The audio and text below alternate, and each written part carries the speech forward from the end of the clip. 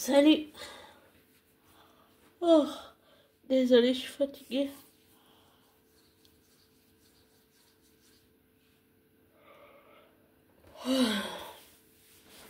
Excuse-moi.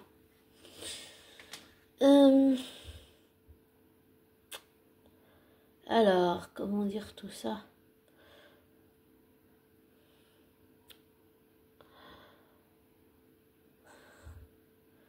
C'est compliqué.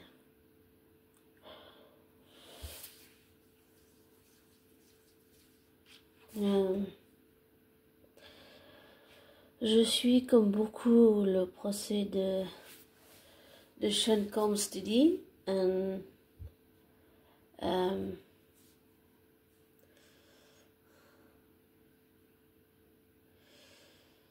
Et j'ai appris que Pierre Palmade est avec un bracelet électronique. Et je pense que j'avais dit la dernière fois, même si j'ai adoré Pierre Palmade et ses sketchs, et que je les apprécie toujours, pour moi, il faut qu'il finisse sa peine en prison, pas avec un bracelet électronique. Ça veut dire quoi? Qu'il y a une justice de vitesse et que l'élite se protège entre elles? C'est quoi ça? C'est pas normal. C'est pas normal du tout, selon moi. Ensuite, j'ai goûté pas mal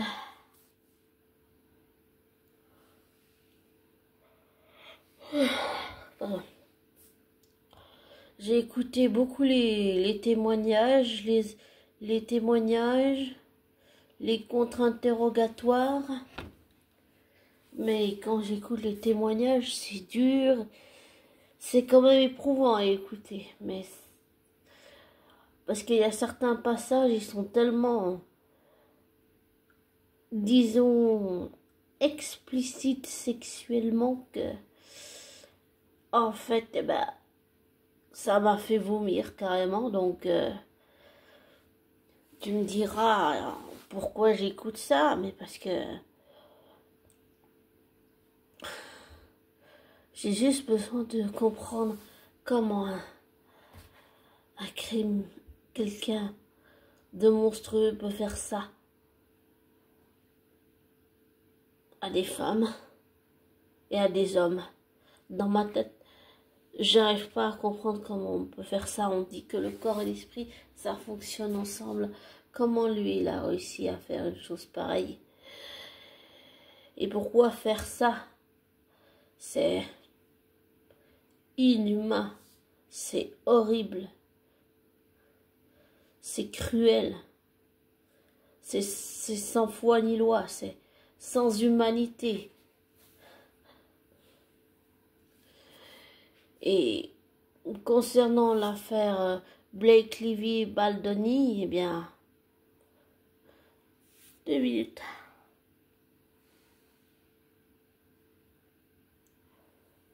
Désolée de bailler.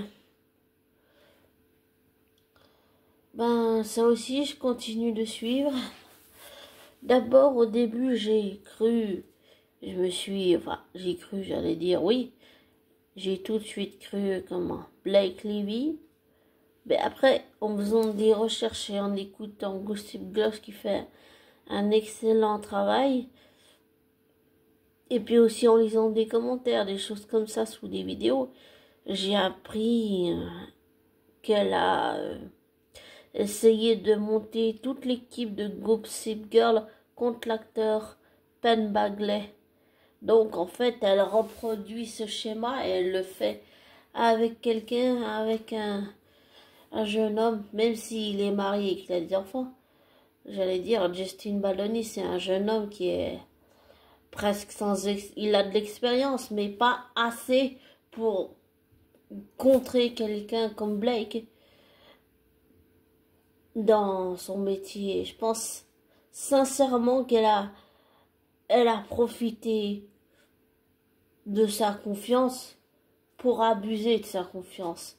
Et je pense toujours ce que j'ai dit la dernière fois, même si peut-être c'est pas évident, et c'est que ça n'engage que moi. Dans tout ce que je dis, dans cet audio, ça n'engage que moi, on est d'accord. Après, chacun son avis. Comment expliquer ça? C'est compliqué. Je pense que Ryan, vu ce qu'il a fait à Scarlett Johansson, en la contrôlant, en la descendant pour lui se sentir en valeur, et que c'est quelqu'un qui a besoin de contrôler les gens et les choses autour de lui, je pense qu'il a manipulé Blake, et que Blake a manipulé Taylor Swift, et qu'elle a manipulé Justin Baldoni pour elle se sentir en valeur parce qu'elle se sent écrasée par son mari qui lui contrôle tout.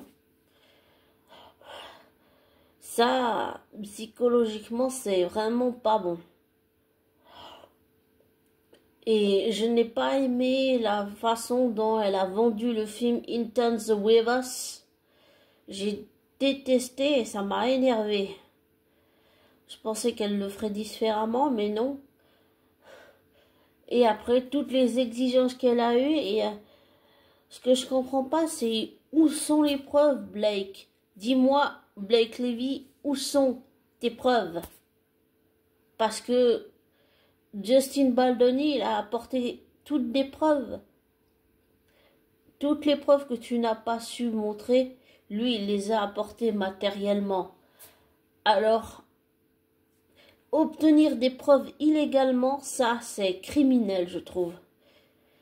Et tout ce que elle a fait jusqu'à maintenant, je trouve que c'est... Désolé, mais pour moi, ce qu'a fait Blake, c'est criminel. C'est dégradant, c'est humiliant. Humilier un jeune homme, c'est humiliant, c'est dégradant. Je comprends pas comment on peut faire ça à quelqu'un. Je comprends pas comment on peut faire ça à une femme réalisatrice et comment on peut faire ça à un homme réalisateur. Pour moi, même si je découvre le monde des réalisateurs, des films, et tout ça, quand tu vois ce qui se passe tout ce moment dans les coulisses, dans le show et tout, pour moi, ça montre à quel point l'industrie, même si j'allais dire ils sont payés par les gouvernements et tout, pour moi, ça montre juste à quel point dans l'industrie, il y a quelque chose qui va pas du tout. Et puis toutes ces freak-off avec Didi et le fait qu'il parle, par exemple, que pour accéder à la gloire, à la célébrité, tu dois passer par ces freak-off et par ça et par exemple aussi il avait parlé, je sais plus, j'ai entendu faire un pacte avec le diable, tout ça, tout ça. Bah en fait, c'est ce que beaucoup disent, mais je pense toujours qu'on n'a pas besoin de tout ça pour réussir professionnellement dans le milieu du divertissement et de l'artistique. Pour moi, on n'a pas besoin de toutes ces choses, de ces choses dégoûtantes, de ces choses blessantes. Et ça montre à quel point il y a un problème dans l'industrie mondiale et à quel point ça va pas du tout. À quel point c'est tordu, c'est cruel, c'est inhumain, c'est dégoûtant. Et que on peut faire les choses autrement, mais pas comme ça. Pas comme ça. Et j'ai aussi compris que pour accéder à la gloire, à la célébrité, c'est pas seulement faire un pacte avec le démon, c'est aussi faire sacrifier quelqu'un de sa famille. Apparemment, c'est quelque chose qu'ils font aussi dans le monde du divertissement. Et ça, moi, je pense que c'est le contraire. On peut y arriver sans arriver à toutes ces choses. J'allais dire ces choses horribles. Horribles et atroces. Et ça montre qu'il y a quelque chose qui va vraiment pas. Ça va vraiment pas. C'est merdique, C'est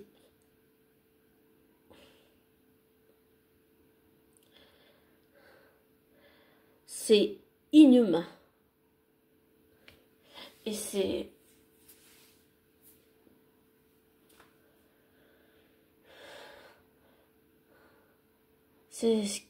à combattre et c'est à... Désolée, j'ai pas les mots, mais c'est... Tout ce que je viens de citer, c'est des choses des choses glauques, des choses extrêmement graves.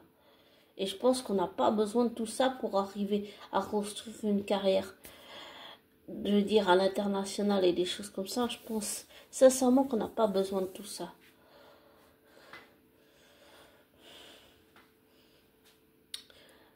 J'ai aussi découvert que, en discutant avec quelqu'un sur une vidéo, que toutes les propositions que Tom Hiddleston a proposées, parce qu'il connaît Loki comme personne, il le connaît par cœur, parce qu'il l'interprète depuis des années. Et toutes les idées que Tom Hiddleston a proposées à la production ont été refusées. Et je pense que c'est pas une histoire de couleur de peau, je pense que c'est une histoire, je sais pas si on peut dire de nationalité, mais c'est-à-dire on refuse les idées de quelqu'un qui n'est pas quelqu'un qui n'est pas de ton pays, je sais pas comment expliquer ça, mais qui n'est par exemple pas américain. Enfin, je trouve que c'est inhumain et c'est pour ça que j'avais dit une fois dans un audio. Attends 2 minutes, il y a Hugo. Ah. Il y a Hugo qui est là, mon bébé. Oh. Mais je trouve que c'est inhumain, c'est horrible, personne ne mérite de vivre ça. Et c'est pour ça que j'avais dit dans un de mes audios que je pense qu'on ne voit pas en coulisses, mais qu'il y a sur le plan émotionnel, pas seulement de la pression psychologique, de la manipulation et du chantage, mais qu'il y a aussi des refus de personnes, et parce que c'est pas quelqu'un qui est de la nationalité américaine, et aussi parce que il n'a pas assez de liberté artistique, et aussi sur le plan émotionnel, je pense qu'il y a certains acteurs et actrices qui se font maltraiter, oui. Et sur le plan émotionnel, il y a aussi la violence psychologique, la violence financière, la violence physique, la violence mentale. Et tout ça, plus ce que je viens de dire, c'est... Je pense que c'est des choses qui ne devraient pas exister. Voilà.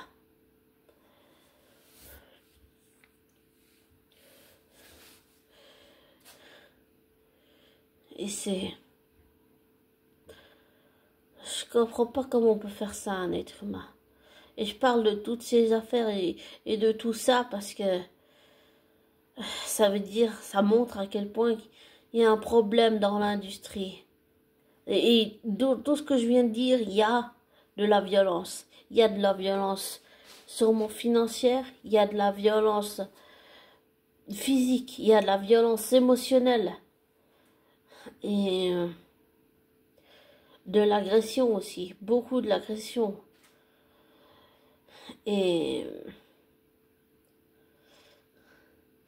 vivre ce genre de choses, c'est extrêmement violent. C'est comme, par exemple, l'affaire Jonathan Majors. Sans le vouloir, Tom Hiddleston, il a été entraîné dans l'affaire de Jonathan Majors, mais c'était involontaire de sa part. Il n'a pas choisi d'être mêlé à cette affaire. Mais je veux dire, indirectement, t'es entraîné dans quelque chose que tu ne veux pas. Et ça, c'est destructeur, c'est... Je comprends pas comment on peut faire ça, je comprends pas comment... Même avec mon propre parcours et les choses horribles que j'ai faites. Même si je me suis beaucoup remis en question, évidemment. C'est important pour arriver au processus que l'autre pour nous pardonne, mais que nous-mêmes on se pardonne. Mais des fois je me demande même dans quel monde de fou on vit en fait, avec tout ce qui se passe en ce moment, c'est complètement dingue.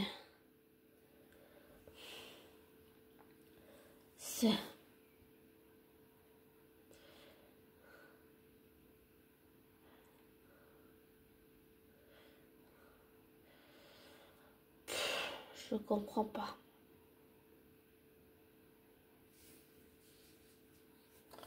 Et je tiens à préciser que tout ce que je viens de dire ici n'engage que moi et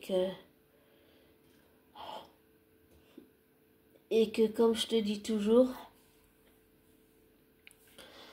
ne te laisse pas influencer par moi, ne prends pas pour argent comptant ce que je te dis, fais tes recherches, tes vérifications et tire-en tes propres conclusions. Désabonne-toi de ma chaîne et je te souhaite une belle fin de semaine, abonné. Prends soin de toi et le meilleur pour toi. Ciao!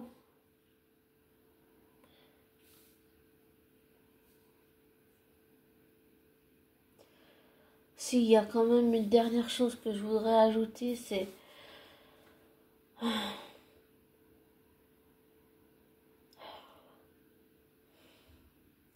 je ne connais pas encore, je ne connais pas le monde des réalisateurs ou quoi, ni de l'industrie du divertissement, mais c'est perturbant de comprendre pas seulement comment l'esprit humain fonctionne avec la psyché, mais de comprendre que ce monde,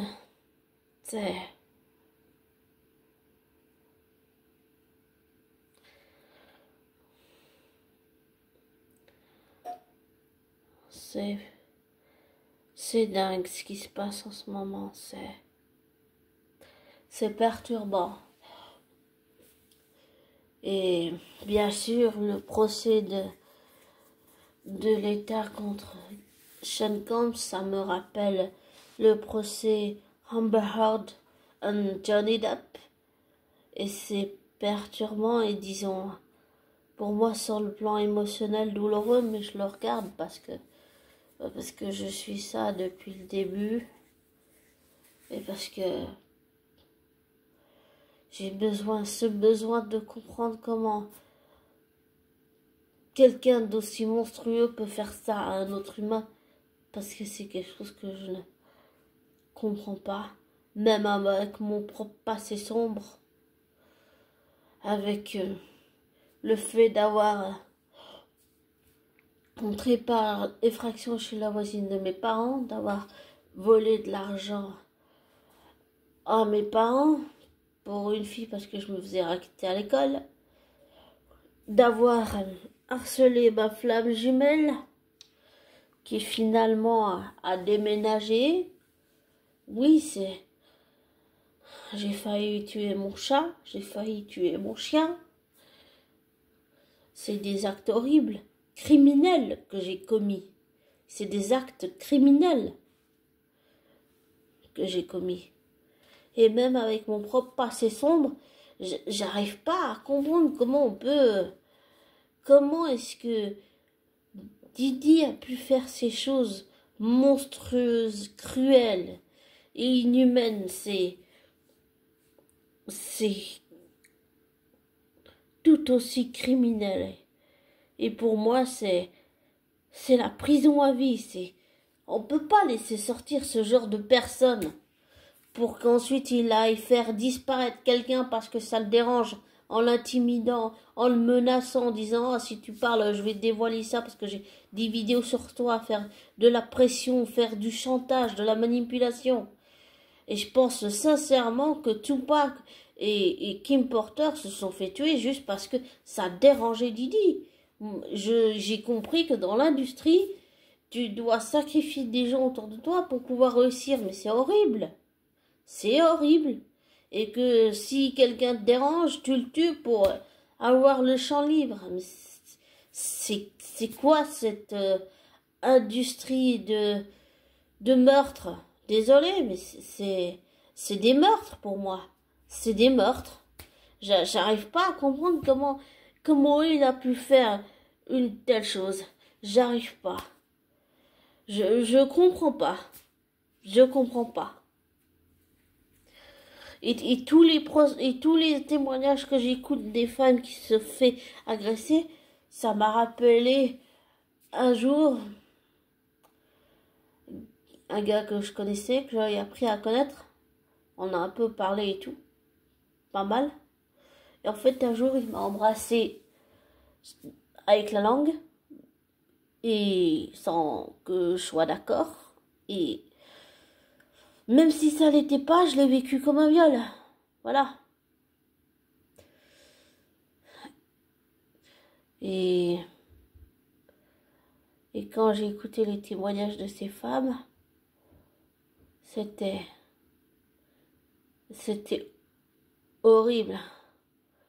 Ça m'a rappelé ce souvenir désagréable. Ça m'a rappelé ce que ma sœur a vécu. Et je sais que dans ce genre de relation toxique et abusive et, j'allais dire presque meurtrière, souvent, on accuse l'autre d'être violent, c'est-à-dire que on va dire à la victime qu'elle est violente, qu'elle se comporte mal, qu'elle a fait ci, qu'elle a fait ça. Mais souvent, une victime, qu'il soit un homme victime ou une femme victime, souvent, pour l'avoir vécu, même si c'était avec une collègue féminine, souvent, on réagit en tant que victime par la violence parce qu'on devient violent, parce qu'on n'arrive plus à encaisser les coups, parce qu'on n'arrive plus à supporter ce qu'on vit. Et souvent, on réagit, on fait l'erreur de réagir par la violence avec l'autre. Même si cette personne est perverse, narcissique, manipulatrice, homme ou femme, qui manipule une femme victime ou un homme victime. C'est comme un mécanisme de survie. Enfin, pour moi, c'est comme ça que je l'ai vécu avec mon ex-collègue perverse, narcissique et raciste et manipulatrice. C'est comme ça que je l'ai vécu. En fait, tu réagis toi-même en tant que victime par la violence pour survivre, parce que t'arrives plus à encaisser, parce que émotionnellement, mentalement, c'est trop dur, c'est trop difficile. Et souvent, quand on est sous emprise, on se rend compte de rien. Mais une fois qu'on sort de l'emprise, on commence à comprendre les choses. Et ça aussi, ça fait un choc. Et on n'est pas seulement violent avec la personne qui est violente avec nous, on est violente aussi, ou violent avec nos proches, qui se rendent pas compte de ce qui se passe en général. La première fois que j'ai parlé à mon père de ce sujet de pervers narcissique, il m'a dit que c'était dans ma tête. Mais je savais que tout ce que j'avais vécu, c'était réel. Sauf qu'à l'époque, j'avais pas compris ce que j'avais vécu. Et c'est en écoutant le youtubeur, les conseils de Damien et l'autre youtubeur, le Romain Simard, que même si on se connaît pas en vrai, on a beaucoup parlé, pas mal en commentaire. Et pour moi, ça a été des mentors, quelque part. Ça m'a surtout aidé à comprendre le mécanisme, comment il fonctionne et comment on peut se sortir de ça. Peut-être c'est pour ça que je regarde moins leurs vidéos. Parce que j'ai beaucoup appris avec eux. Ils m'ont beaucoup aidé à comprendre ce que j'avais vécu. Et aussi, j'ai lu un livre sur les pervers narcissiques. Et en fait, il y avait des cases où il fallait cocher ce que la personne perverse narcissique avait fait. Et en fait, j'ai croché toutes les cases. Et à la fin, bah, je pleurais. Parce que peut-être j'avais pas conscience sur le moment, mais avec le recul et les années, je pense que je pleurais parce que inconsciemment, j'avais compris ce que j'avais vécu, mais pas consciemment. Maintenant, oui, j'en ai conscience, mais avant, pas. Et, et c'est sûr qu'avec mon TDDH et la mauvaise image, mon faux self que je renvoyais d'être une chieuse, une emmerdeuse, d'être celle qui se mêle de ce qui ne la regarde pas, qui coupe aux portes, c'était la fausse image que je renvoyais aux autres à mon ancien travail. C'est sûr que ça n'a pas aidé. Mais oui, grâce à Romain et Damien, j'ai compris ce que j'avais vécu. Et c'est pour ça que j'ai une psy aussi. Parce que j'ai eu beaucoup de pensées suicidaires. J'ai fait une tentative de suicide. J'ai aussi bu. Une fois, un jour, j'ai été tellement déprimée, j'ai pris une bouteille de rosé, je l'ai bu sur 3 jours. Ça aussi, c'est des choses très très graves. Et c'est surtout que, oui, j'ai compris ce que j'avais vécu grâce à eux. Et avec ma psy, il m'a fallu des années pour guérir psychologiquement. Vraiment guérir. Ça, c'était très inconfortable. On n'est pas dans la position la mieux qui soit. Émotionnellement, on ressent le sentiment tout le temps. On se remet en question, on se dit qu'on est un imposteur. Enfin, moi, je pense que je suis une imposteuse. On a aussi le syndrome post-traumatique, le syndrome du survivant. C'est des choses, tous des sentiments que j'ai ressentis. Et c'est très inconfortable de les avoir ressentis. J'ai pas réussi à le dire à ma psy, mais c'était douloureux. Parce qu'en fait, quand on vit ça, on se demande même si on n'est pas nous-mêmes perverse narcissique ou pervers narcissique homme ou pervers narcissique femme. Je me suis même posé la question à un moment donné si je l'étais pas moi-même. C'était... Souvent on arrive à ce point-là. Donc, souvent, ça veut dire que même quand on a une personnalité forte et têtue, on s'écrase devant ce genre de personne qui est celle que j'ai eue comme collègue à mon ancien travail, cette perverse narcissique, manipulatrice en plus d'être raciste. Et souvent on s'écrase parce que on est sous emprise. Et on n'arrive pas à réaliser ce qui se passe sur le moment.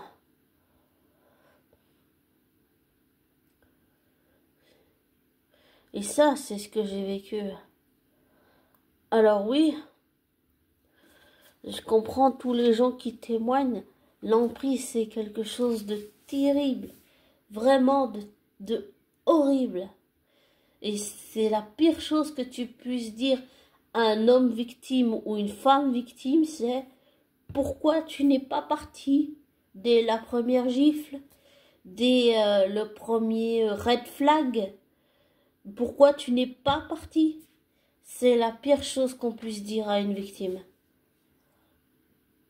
Parce que sous emprise, pour l'avoir vécu, même si c'était différent, je l'ai vécu similairement mais différemment, on se rend compte de rien. On se rend compte, je me suis rendu compte quand j'ai écouté Damien et Romain. À ce moment-là, j'ai compris. Les pièces du puzzle se sont rassemblées et j'ai compris ce que j'avais vécu.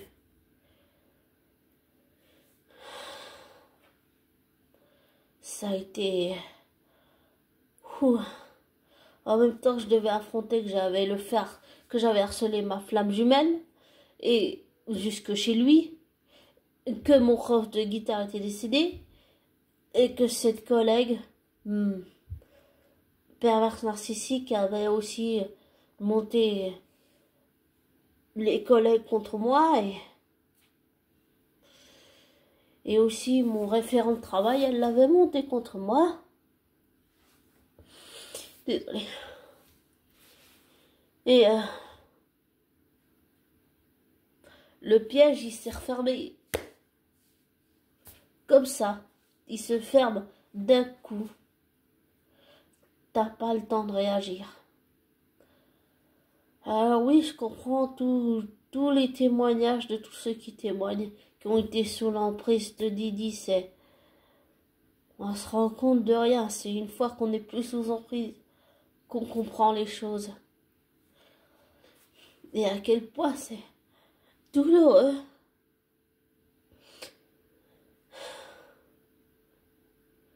On est forcé d'aller puiser dans une force mentale qu'on pensait ne pas avoir pour survivre.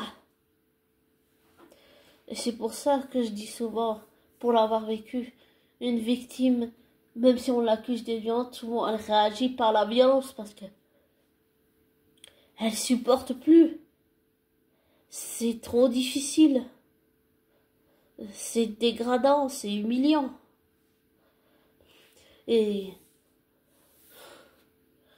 je trouve, de mon point de vue, dans l'affaire Baldoni et Lively, ce que subit Baldoni, pour moi, c'est de la violence, mais pas de la... Oui, il y a de la violence financière, mais il y a de la violence aussi psychologique, il y a aussi de la pression, beaucoup de pression, des menaces, du chantage.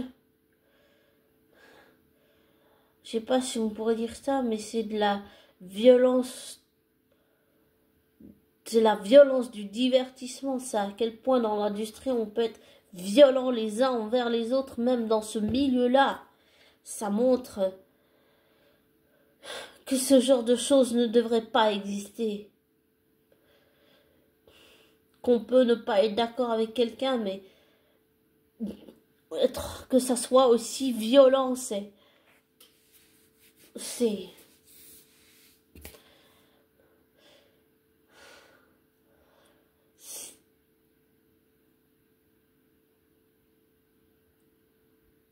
J'ai pas les mots, mais... Ça montre que la violence est dans tous les corps de métier. Qu'il faut faire attention. De ne pas se laisser avoir, de ne pas se laisser berner, de ne pas se laisser faire.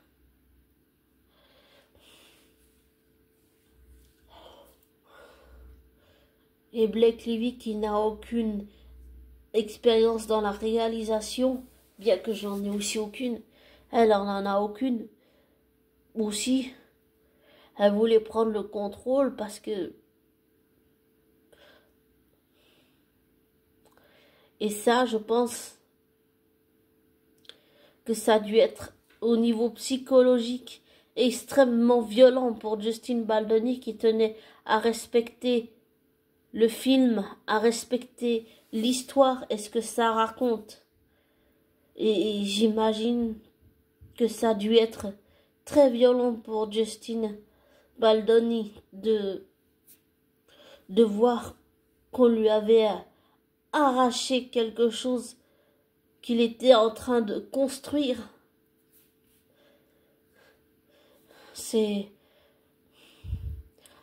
Je trouve que ce qu'il vit, c'est extrêmement violent et il en a payé le prix fort puisqu'il a des problèmes de dos et qu'il s'est retrouvé à l'hôpital. C'est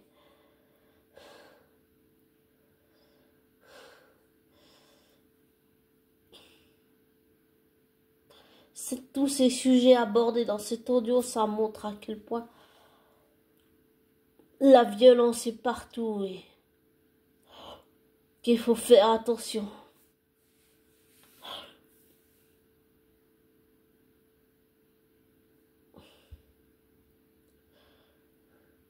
Et être prudent.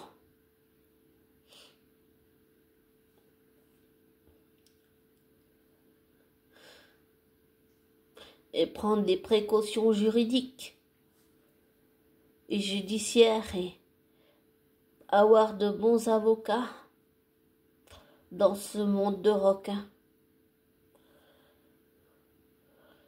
De ne pas se laisser manipuler. De recadrer quand ça va pas.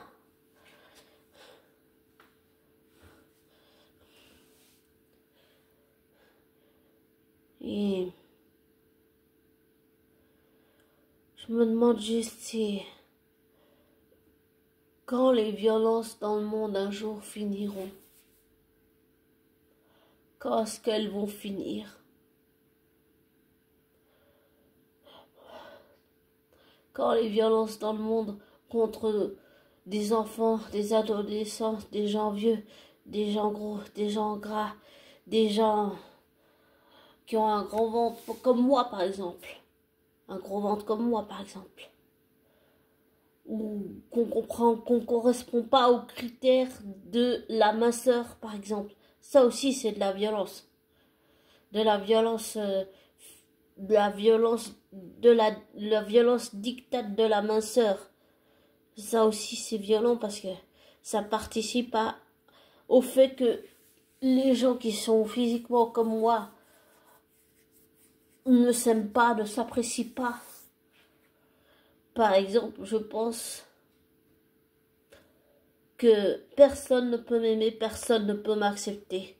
Et que toi, abonné, tu ne peux pas m'aimer, tu ne peux pas m'accepter. Et que je ne le mérite pas. Et ça c'est très très mauvais de penser quelque chose comme ça. Et c'est pour ça que je t'invite et que je te pousse à te méfier de moi, à chercher des informations par toi-même, pour pas te laisser influencer,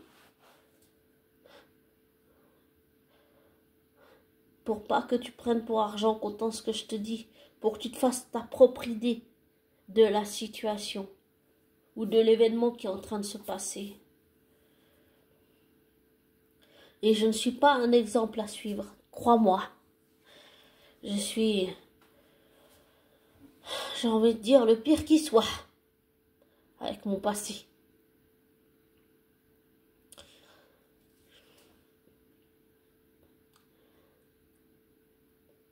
Et que je ne pense pas être quelqu'un de bien. Et que je ne te mérite pas. Tu vois, ça, c'est des choses que je pense encore. Mais c'est des pensées, c'est une pensée qui est ancrée, tu vois, ancrée dans la tête, dans le psychisme, dans le mental. C'est quelque chose qu'il faut réussir à déprogrammer pour penser différemment. Bah dans l'industrie, c'est la même chose, c'est déprogrammer pour penser différemment, reconstruire l'industrie autrement. Je pense que l'industrie a un besoin d'un grand ménage.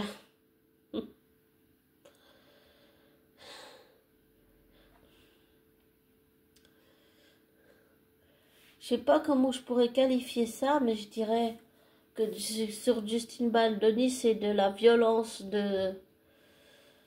Pour Britney Spears, ça a été la violence de la tutelle abusive. Pour Baldoni, c'est la violence de ce procès, c'est la violence de tout ce qu'elle lui balance dans la gueule. Et être exposé devant tout le monde, ça doit quand même être humiliant et dégradant. Et la violence de ce procès aussi, le témoignage de Mia là que j'ai écouté, c'est violent ce qu'elle a vécu, c'est horrible, c'est inhumain.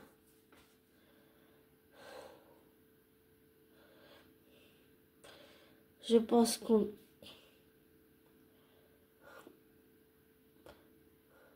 ce monde est violent, mais on devrait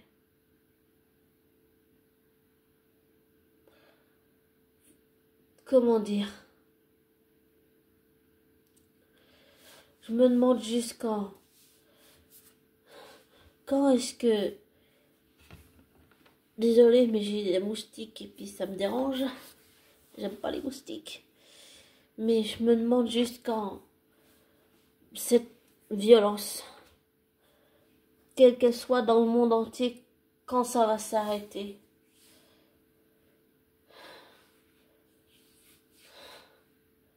Dans quel monde on vit?